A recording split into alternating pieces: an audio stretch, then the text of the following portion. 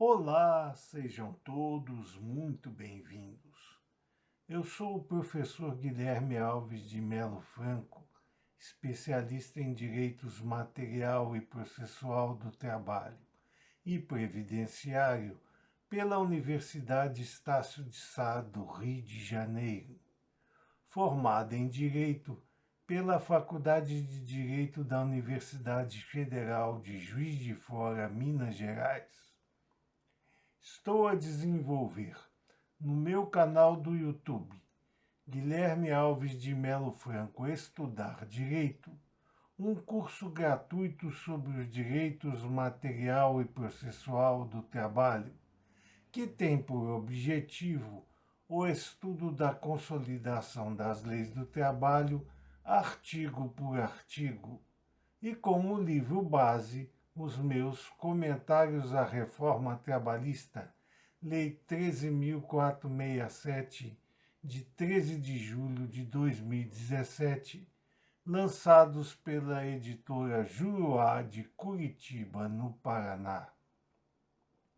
Essa é a nossa aula de número 277 desse nosso curso gratuito sobre os direitos material e processual do trabalho.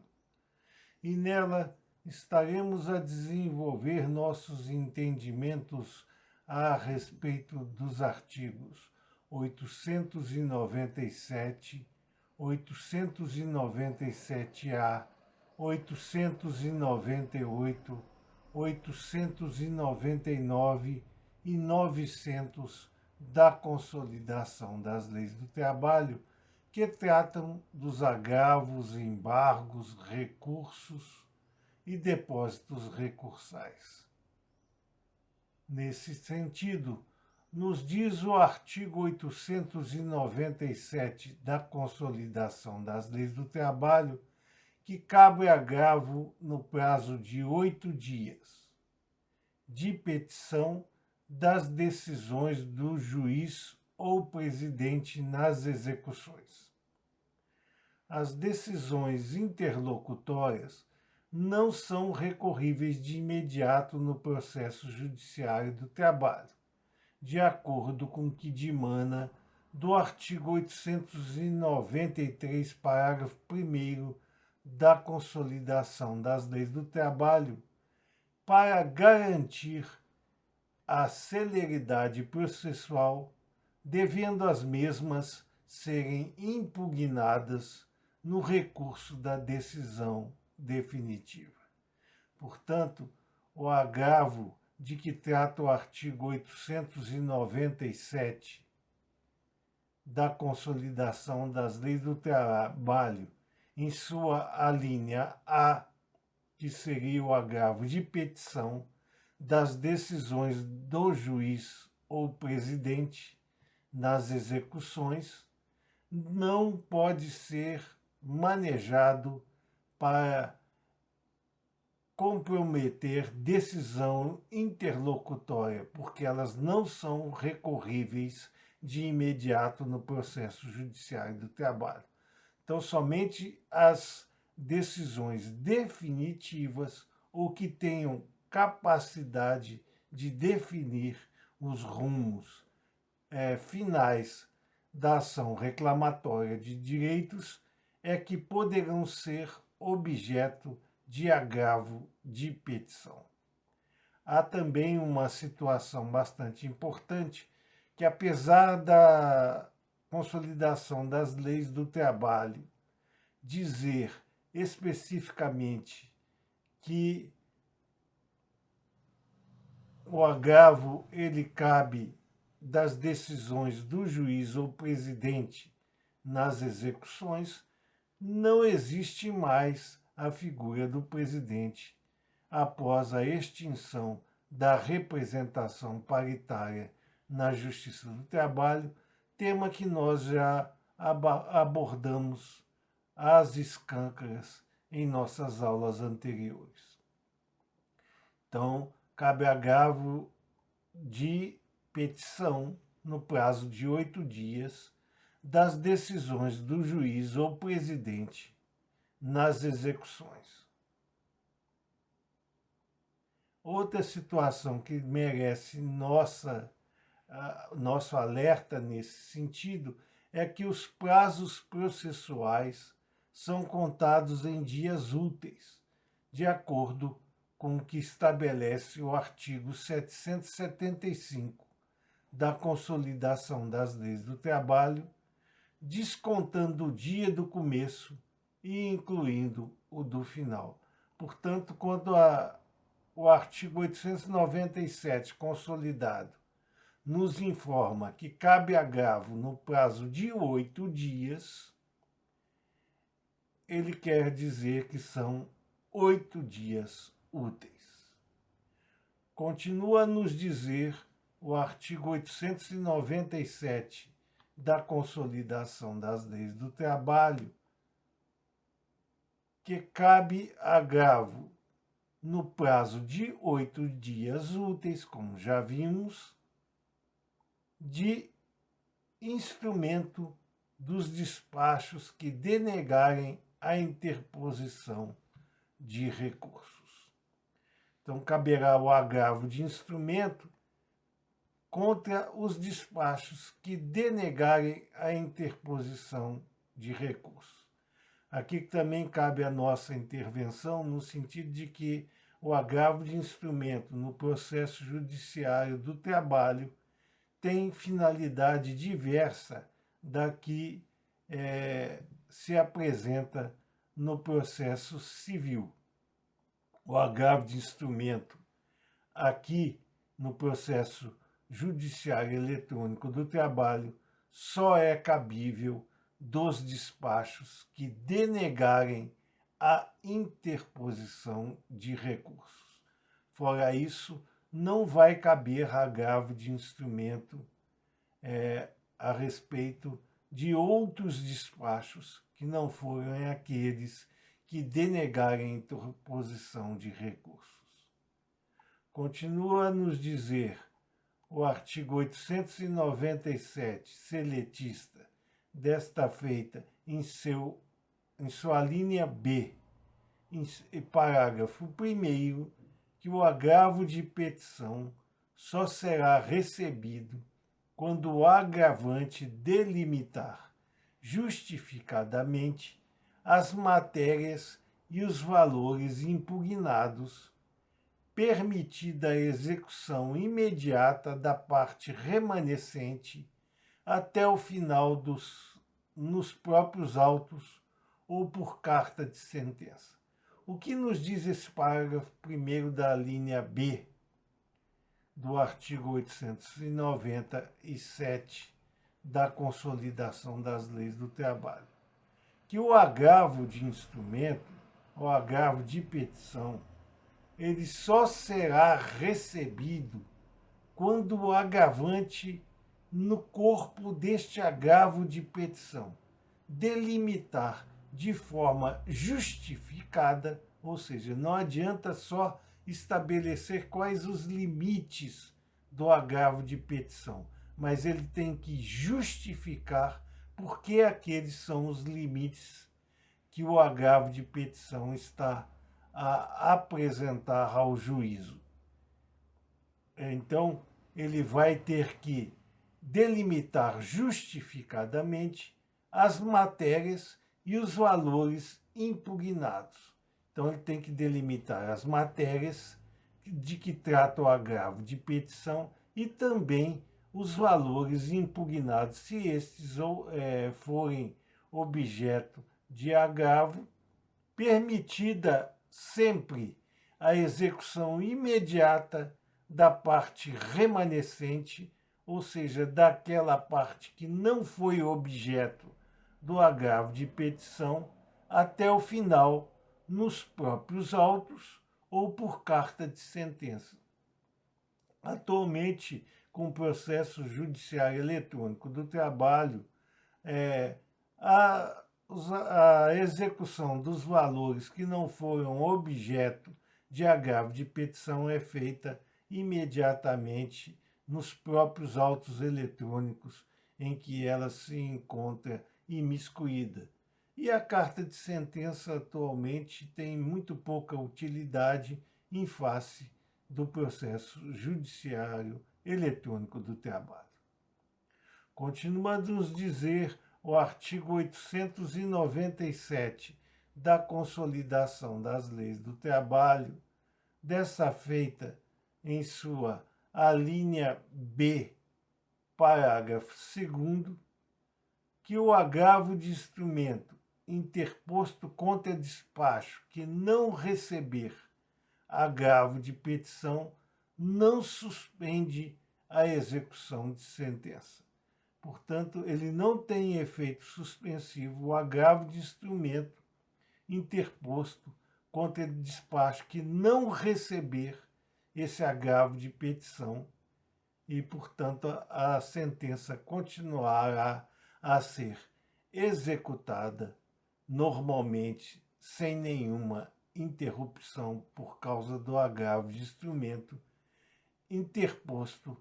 contra o despacho que não receber o agravo de petição. Continua a nos informar o artigo 897, para a linha B, desta feita em seu parágrafo 3º, que na hipótese da linha A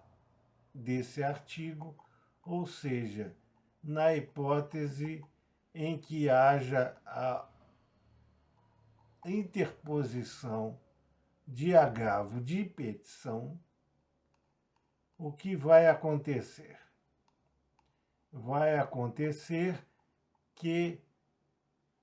o agravo será julgado pelo próprio tribunal, presidido pela autoridade recorrida, salvo se tratar de decisão de juiz do trabalho da primeira instância ou de juiz de direito, quando o julgamento competirá a uma das turmas do Tribunal Regional a que estiver subordinado o prolator da sentença, observado o artigo 679,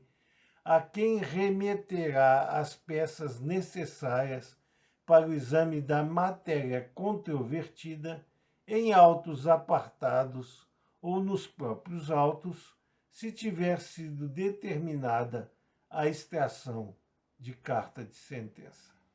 Então, nós temos aqui a hipótese de um agravo de petição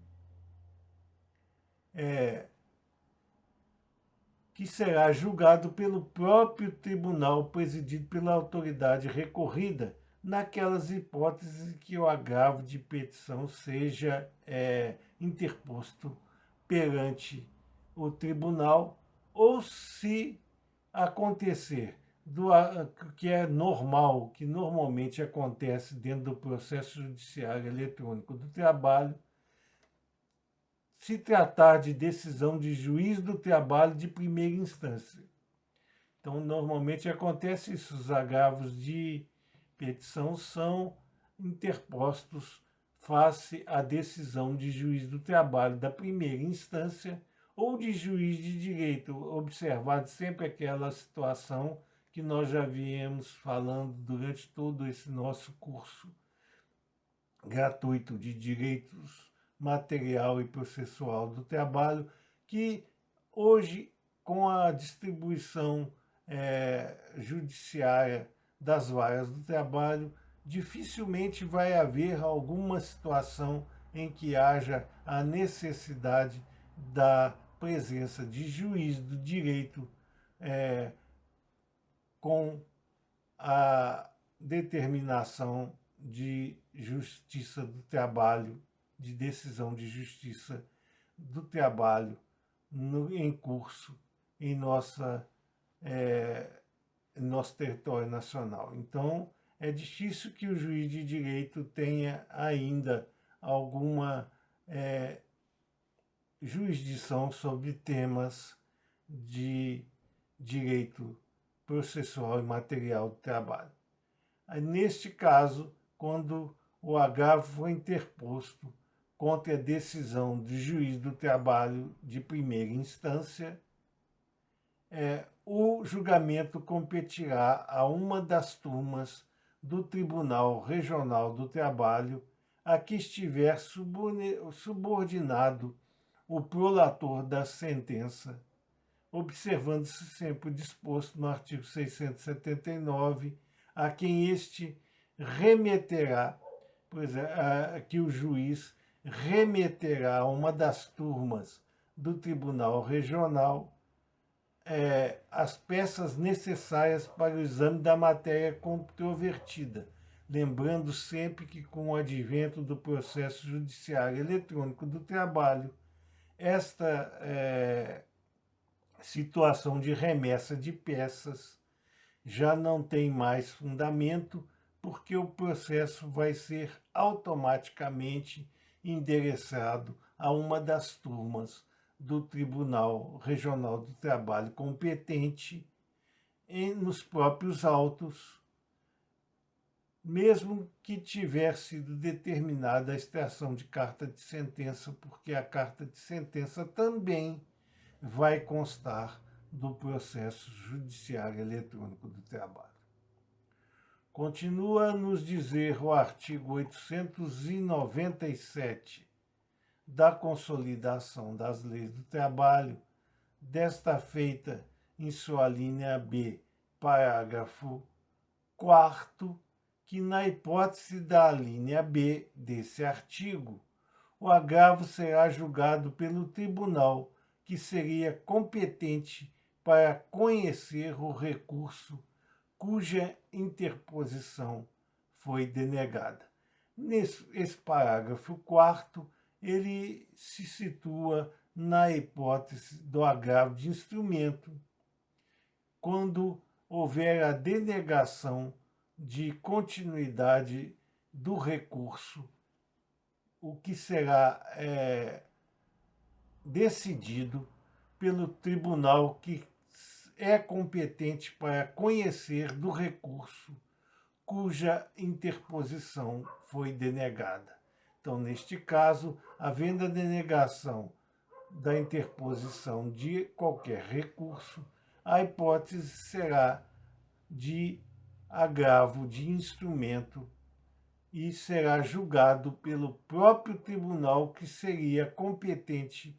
para conhecer o recurso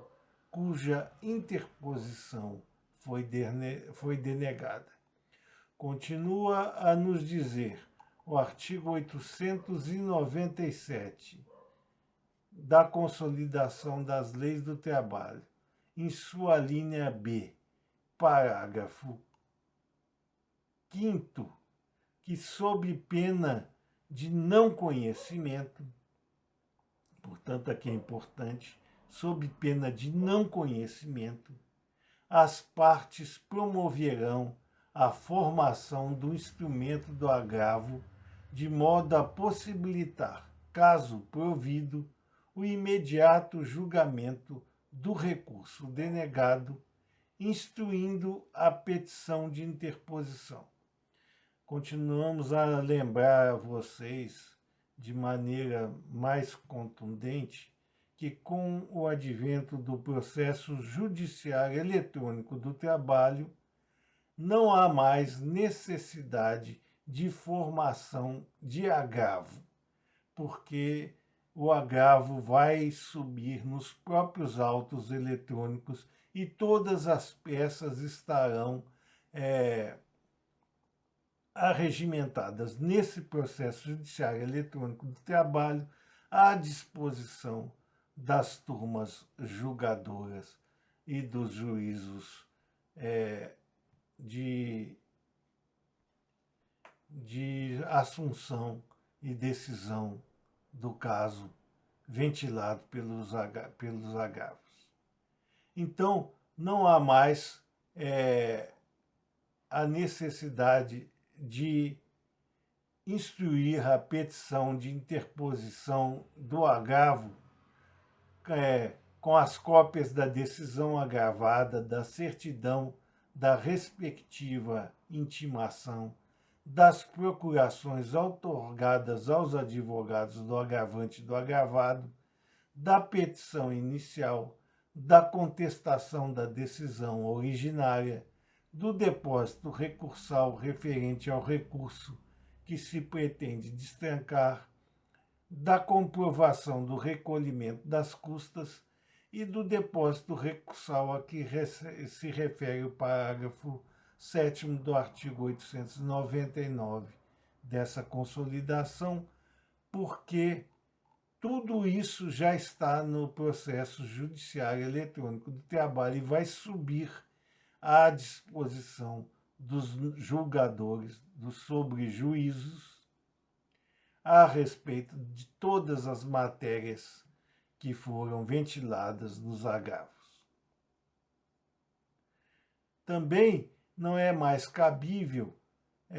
facultativamente com outras peças que o agravante reputar úteis ao deslinde da matéria de mérito controvertida, justamente porque no processo judiciário eletrônico do trabalho essas peças já estarão totalmente à disposição dos organismos julgadores.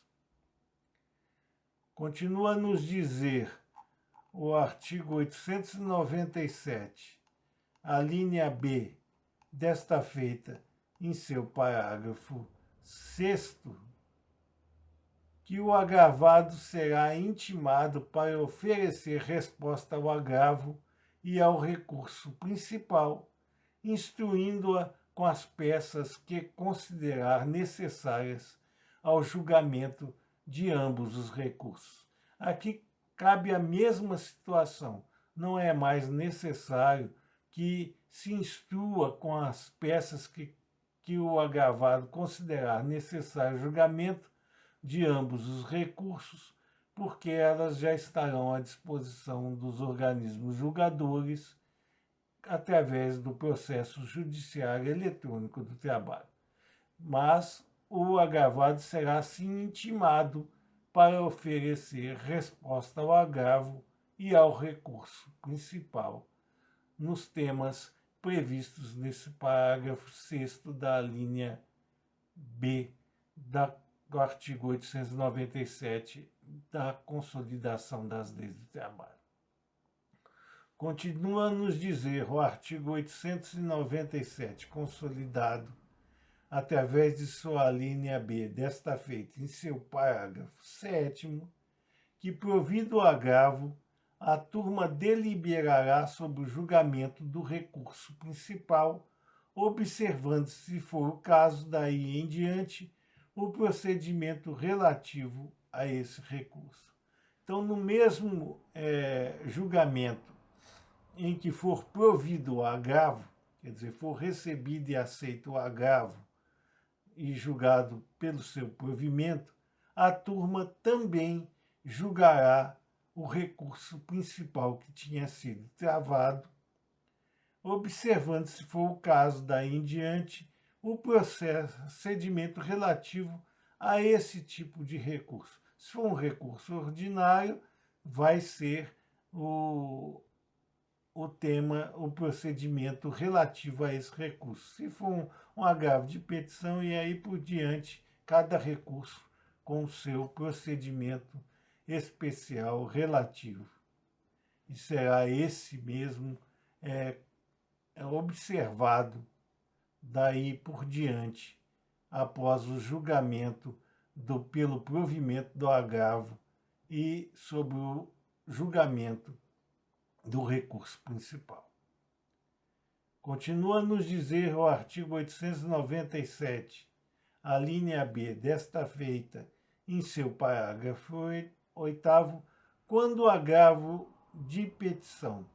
versar apenas sobre contribuições sociais, portanto, seja quando for um agravo de petição que versa apenas sobre as contribuições sociais, o que ocorre normalmente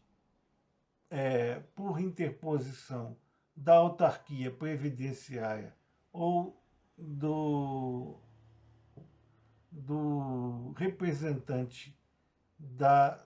do Ministério da Fazenda nas contribuições fiscais, o juiz da execução determinar a extração de cópias das peças necessárias que serão autuadas em apartado conforme dispõe o parágrafo 3º, parte final, e remetidas à instância superior para apreciação após conta minuta. Então, quando se tratar apenas e tão somente de contribuições sociais, sejam elas previdenciárias ou fiscais, o juiz poderá determinar a extração de autos apartados específicos eletrônicos do mesmo jeito e não fará a extração de cópias das peças necessárias que serão atuadas em apartado. Ele apenas e tão somente encaminhará a parte previdenciária deste recurso, deste agravo de petição, ficando o restante da execução liberada para ser continuada totalmente sem interrupção pela apresentação desse agravo de petição, que tratará apenas e tão somente das contribuições sociais, sejam elas previdenciárias, sejam elas fiscais. Então, a execução continuará normalmente com relação às demais matérias. Não haverá interrupção, portanto, de movimentação executória quando o agravo de petição versar apenas e tão somente sobre as contribuições sociais. Nos diz o artigo 897-A da Consolidação das Leis do Trabalho que caberão embargos de declaração da sentença ou acórdão no prazo de 5 dias, devendo seu julgamento ocorrer na primeira audiência ou sessão subsequente à sua apresentação, registrado na certidão, admitido efeito modificativo da decisão, nos casos de omissão e contradição no julgado e manifesto equívoco no exame de pressupostos extrínsecos do recurso. Então, os embargos de declaração, de acordo com o que diz o artigo 897-A, só caberão da sentença ou acórdão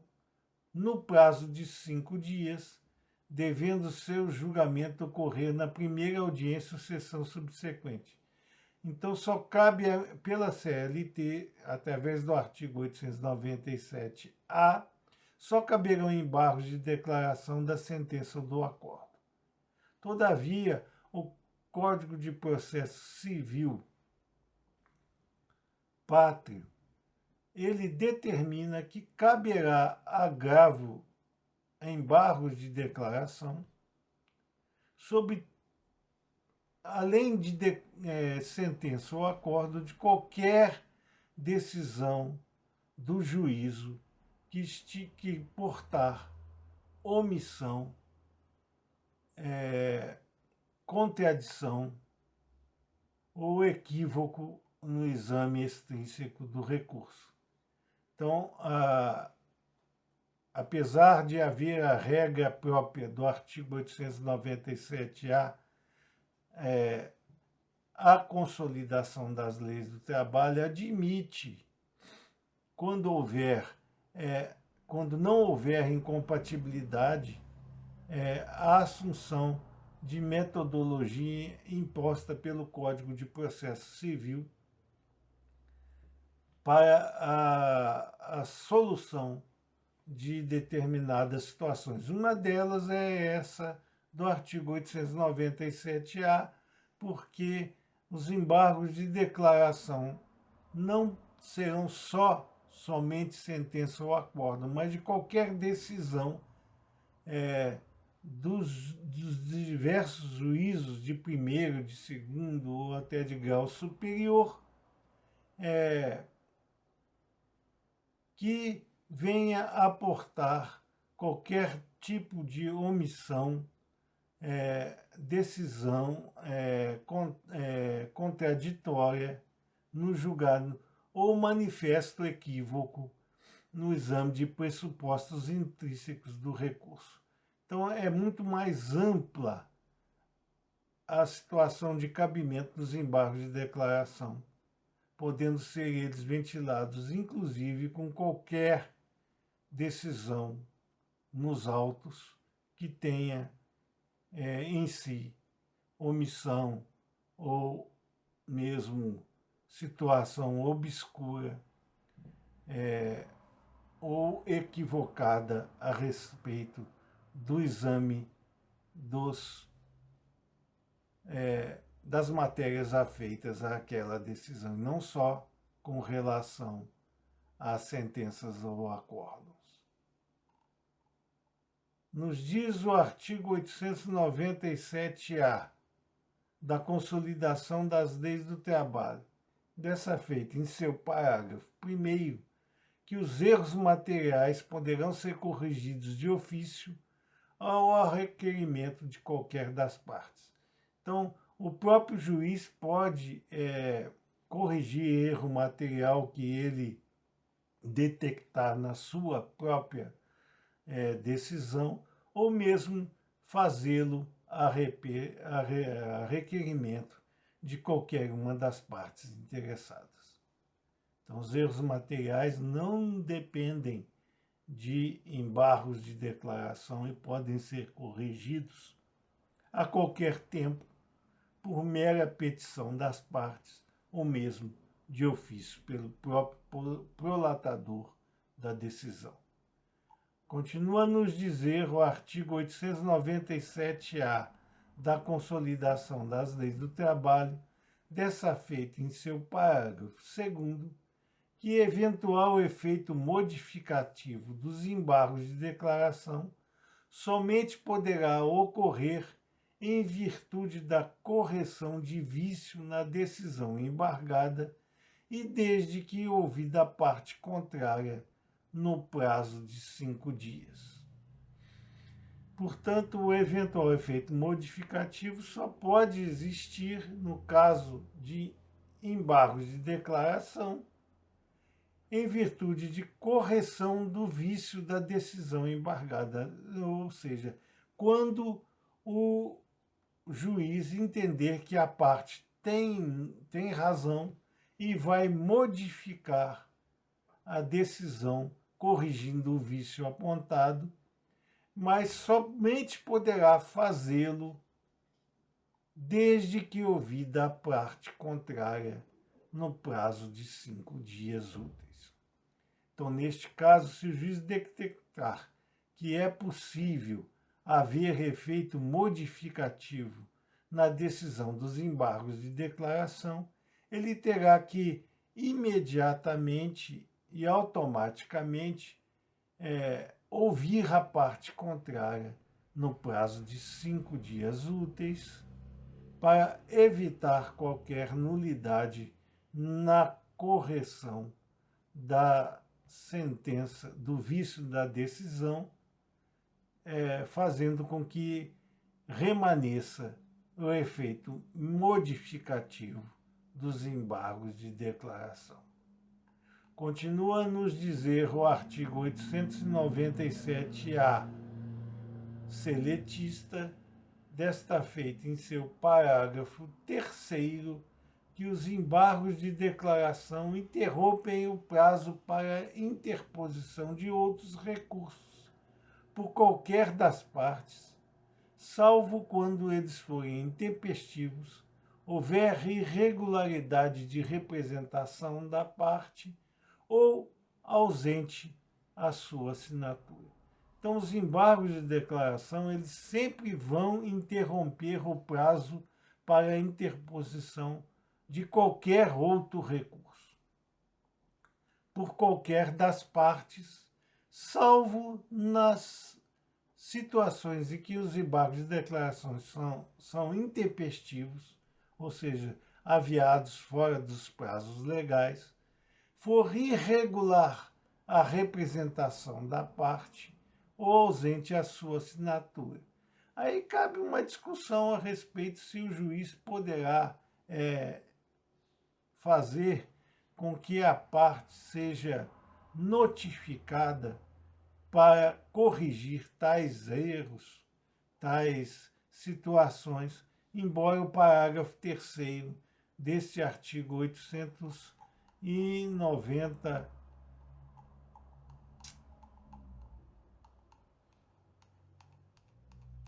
artigo 897-A da Consolidação das Leis do Trabalho fale que nos embargos de declaração interrompem o prazo para interposição de outros recursos, salvo quando forem intempestivos e irregular representação da parte ou ausente a sua assinatura, não ventilando hipóteses de correção destas situações através de despacho do juízo competente para estabelecer decisão sobre os embargos de declaração. Todavia, o bom senso e os objetivos processuais nos dão a possibilidade de o juiz notificar a parte para resolver estas questões, já que elas são matérias que não vão dar prejuízo a qualquer das partes se forem regularizadas. Então, entendemos nós que, neste caso, o juiz pode sim intimar, notificar a parte para que ela proceda à regularização de sua representação ou promova a assinatura dos embargos de declaração. É claro que, se for a hipótese de intempestividade, aí já não cabe mais essa ação judicial no sentido de fazer com que essas corrigendas venham a lume. Nos diz o artigo 898 da Consolidação das Leis do Trabalho que das decisões proferidas em dissídio coletivo que afete empresa de serviço público ou, em qualquer caso, das proferidas em revisão, poderão recorrer, além dos interessados, o presidente do tribunal e a Procuradoria da Justiça do Trabalho. Então, aqui nós estamos a passar para a fase de decisões proferidas em dissídio coletivo, que são um mote do artigo 898 consolidado. Então, destas decisões proferidas em dissídio coletivo, desde que afete a empresa de serviço público ou, em qualquer caso, das proferidas em revisão, então, nessa situação, se for proferida em dissídio coletivo, a decisão que afete serviço público, empresa de serviço público, ou, em qualquer caso, das proferidas em revisão, poderão recorrer, além dos interessados, quer dizer, as entidades de classe afetadas diretamente pela decisão em dissídio coletivo, sejam elas de que modalidade forem, poderão recorrer, além deles, o presidente do tribunal e a Procuradoria da Justiça do Trabalho. Nos diz o artigo 899 da Consolidação das Leis do Trabalho que os recursos serão interpostos por simples petição e terão efeito meramente devolutivo, salvo exceções previstas nesse título, permitida a execução provisória até a penhora. Então, a regra geral é que os recursos serão interpostos por simples petição. Basta uma simples petição, sem muita formalidade, interposta no processo judiciário eletrônico do trabalho, mas eles terão efeito meramente devolutivo, portanto, não suspenderão os rumos processuais, salvo exceções previstas nesse título, e permitida a execução provisória até a penhora. Então, poderá a parte que foi objeto do recurso e não foi a que promoveu o mesmo, pleitear a execução provisória dos quantos que não foram delimitados até a penhora. Portanto, só vai até a penhora. Então, a única vantagem da execução provisória é impedir, através da penhora, que haja dilapidação do patrimônio dos reclamados, né? Enquanto a execução tem seu curso normal. Então, só vai até a penhora. Penhorou-se o patrimônio, não pode mais persistir a execução provisória. Ela vai ficar suspensa até a decisão final dos recursos interpostos. Continua a nos dizer o artigo 899 da Consolidação das Leis do Trabalho, desta feita em seu parágrafo 1º, que, sendo a condenação de valor até 10 vezes o salário mínimo regional, nos dissídios individuais só será admitido o recurso, inclusive o extraordinário, mediante prévio depósito da respectiva importância. Portanto, se a condenação for até 10 vezes o salário mínimo nacional, aqui diz regional, porque na época da consolidação das leis de trabalho havia os salários mínimos regionais, embora hoje ainda seja permitido, em alguns casos, a presença desse salário mínimo regional, até mesmo estadual.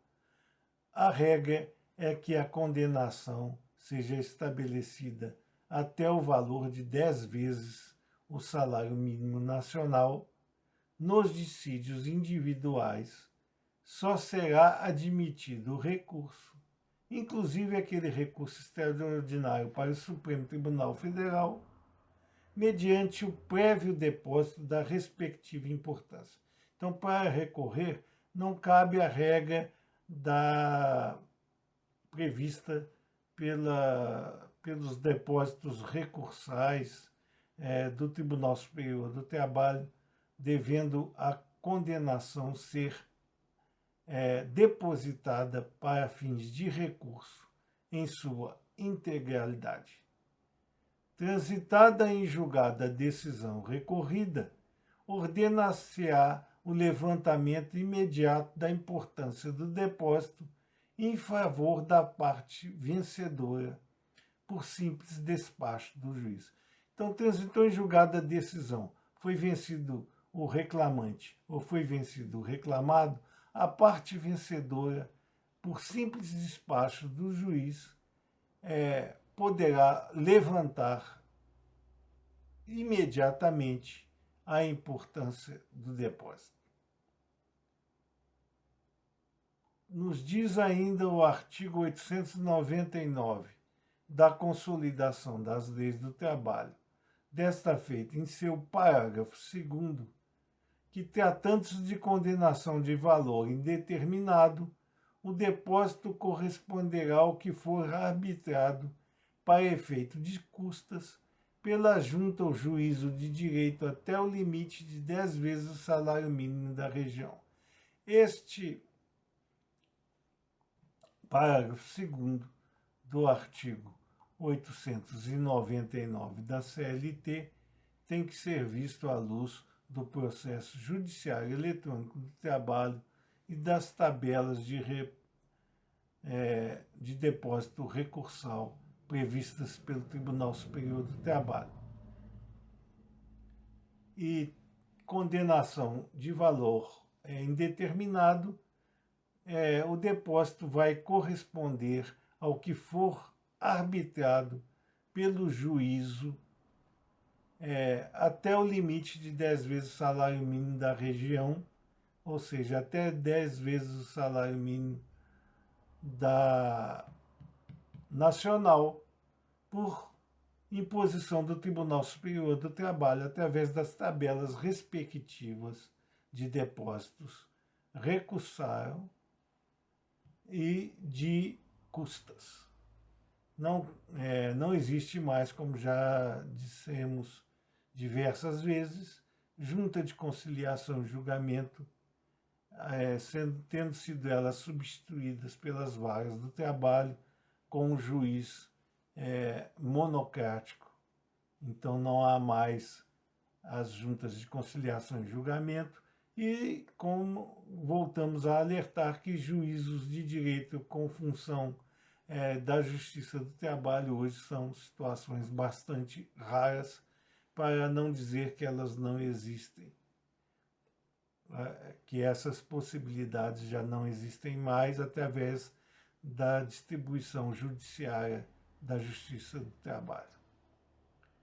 Nos diz ainda o artigo 899 da Consolidação das Leis do Trabalho, desta feita, em seu parágrafo 4º, que o depósito recursal será feito em conta vinculada ao juízo e corrigido com os mesmos índices da poupança.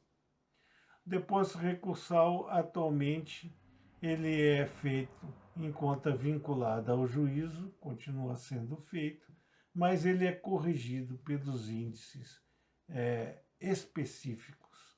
da Justiça Especializada do Trabalho, não mais os índices da poupança. O parágrafo 5º deste artigo 899 está revogado, portanto não vai merecer nenhuma atenção nossa nesse processo de desenvolver esse nosso curso gratuito sobre os direitos material e processual do trabalho, segundo regra que assumimos desde o início do mesmo. Passemos, pois, ao parágrafo 6º deste artigo 899 que estamos a desenvolver nesta nossa aula de hoje. Quando o valor da condenação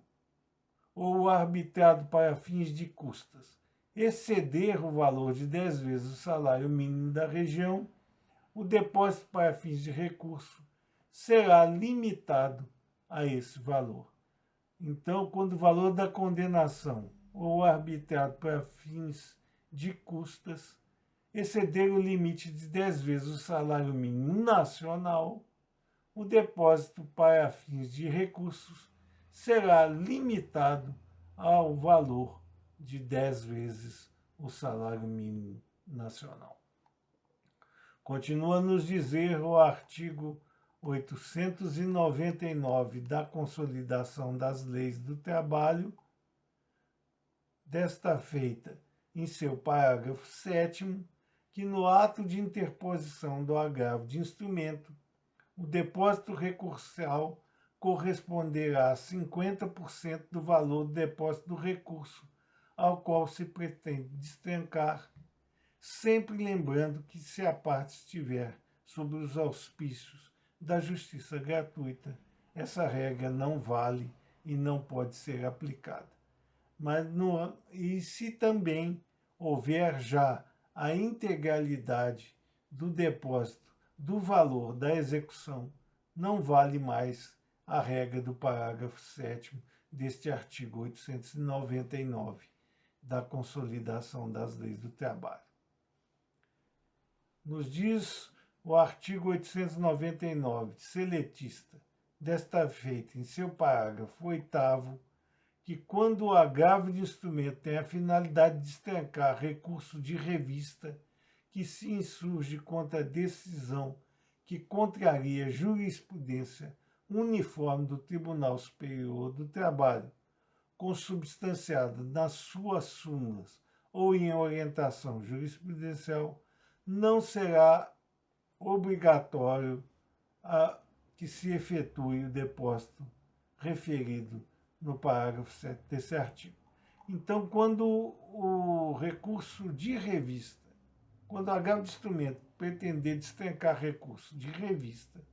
que se insurge especificamente contra a decisão que contraria jurisprudência uniforme do Tribunal Superior do Trabalho, essa jurisprudência é consubstanciada nas suas súmulas ou em orientação jurisprudencial, portanto, só nesses casos, em contrariedade de súmula ou orientação jurisprudencial, não será obrigatória a interposição do depósito previsto no ato de 50% no parágrafo 7º desse mesmo artigo 899 da Consolidação das Leis do Trabalho. Portanto, é mais uma hipótese do não cabimento do texto insto no parágrafo 7º deste artigo 899 seletista. Continua a nos dizer o artigo 899 da Consolidação das Leis do Trabalho, desta feita em seu parágrafo 9º, que o valor do depósito recursal será reduzido pela metade para entidades sem fins lucrativos, empregadores domésticos, microempreendedores individuais, microempresas e empresas de pequeno porte. Portanto, o valor do depósito recursal, seja ele de qualquer monta, ou recurso ordinário, qualquer tipo de recurso, depósito recursal que é exigido será sempre pela metade para as entidades sem fins lucrativos, os empregadores domésticos, os microempreendedores individuais, as microempresas e empresas de pequeno porte. Então, em todas essas hipóteses, o valor do depósito recursal será reduzido pela metade, ou seja, será apenas e tão somente de 50% o valor de depósito recursal que os empregadores domésticos, entidades sem fins lucrativos, microempreendedores individuais e empresas de pequeno porte ou microempresas terão que fazer para ser possível o recurso a respeito de qualquer decisão que seja cabível recurso a respeito dela. É importante, então, informar que, mesmo havendo estas situações, se aquele empregador doméstico, se for o microempreendedor individual, a microempresa ou empresa de pequeno porte estiver sob os auspícios das benesses da justiça gratuita, essa regra do parágrafo 9º do artigo 899 cai por terra, porque aí eles estarão totalmente isentos do pagamento dos valores relativos ao depósito recursal. Continua a nos dizer o artigo 899 da Consolidação das Leis do Trabalho, dessa feita em seu parágrafo 10º, que são isentos do depósito recursal os beneficiários da justiça gratuita, as entidades filantrópicas e as empresas em recuperação judicial. Justamente esse parágrafo 10 vem a nos dizer aquilo que já antecipamos, de que são isentos do depósito recursal os beneficiários da justiça gratuita. Administrando ainda a esta situação, as entidades filantrópicas e as empresas em recuperação judicial. Então, as empresas em recuperação judicial e as entidades filantrópicas, tal qual como os beneficiários da justiça gratuita, são isentos de depósito recursal. Que cabe uma certa ventilação sobre o assunto, porque o parágrafo 10º desse artigo 899 da Consolidação das Leis do Trabalho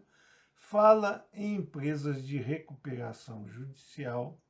e não as empresas em estado falimentar. Portanto, somente as empresas em recuperação judicial, não as falidas, são isentos de depósito recursal. Continua a nos dizer o artigo 899, seletista, que o depósito recursal poderá ser substituído por fiança bancária ou seguro-garantia judicial. A nosso sentir, embora haja essa possibilidade de substituir por fiança bancária ou seguro-garantia judicial o depósito recursal, entendemos nós que, como o depósito recursal é uma garantia de juízo, quando você o transmuta em fiança bancária ou seguro-garantia judicial, você não está garantindo o juízo, porque para você receber os valores encaminhados ao processo judiciário eletrônico do trabalho por fiança bancária ou seguro-garantia judicial, é um procedimento bastante mais difícil de ser concretizado, o que, a nosso sentir, faz falecer o objetivo do depósito recursal, que é garantir o juízo. Embora há vozes que entendam que a fiança bancária ou seguro-garantia judicial tem o mesmo efeito, porque, ao final das contas, eles serão transformados em aporte financeiro. Mas a dificuldade é muito maior do que o simples depósito das importâncias para fins recursais. E, portanto, esse parágrafo 11 do artigo 899 deveria ser revogado para evitar que haja a procrastinação do feito em agressão ao princípio constitucional da celeridade dos processos. Nos diz o artigo 900 da Consolidação das Leis do Trabalho, que, interposto o recurso, será notificado o recorrido para oferecer suas razões em prazo igual ao que tiver tido o recorrente. Aqui há uma impropriedade de nomenclatura, porque, na verdade, o artigo 900 quis dizer que, interposto o recurso, será notificado o recorrido para oferecer as suas contrarrazões, porque as razões são aquelas apresentadas pelo recorrente. Então, o recorrido vai ser notificado para oferecer suas contrarrazões no prazo igual ao que tiver tido o recorrente, ou seja, 8 dias úteis, de acordo com o artigo 6º da Lei 5584, de 26 de junho de 1970, e o artigo 775 da Consolidação das Leis do Trabalho. Então, em 8 dias úteis, interposto o recurso, será notificado o recorrido para oferecer as suas contrarrazões no prazo de 8 dias úteis, que é o mesmo que foi destinado ao recorrente para apresentar as suas razões recursais. Estas eram as considerações que gostaríamos de fazer a vocês nesta nossa aula de número 277 desse nosso curso gratuito sobre os direitos material e processual do trabalho. E aproveitamos a oportunidade para agradecer a todos vocês a presença nessas nossas aulas e concitar ainda uma vez mais aqueles que ainda não o fizeram, que se inscrevam no nosso canal e deixem seus likes nas nossas aulas, porque é através destas duas atividades simples que vocês estarão a nos oferecer a oportunidade de promover esse nosso curso gratuito sobre os direitos material e processual do trabalho e desenvolver a distribuição do conhecimento aqui é regimentado ao maior número de pessoas possível. Muito obrigado a todos.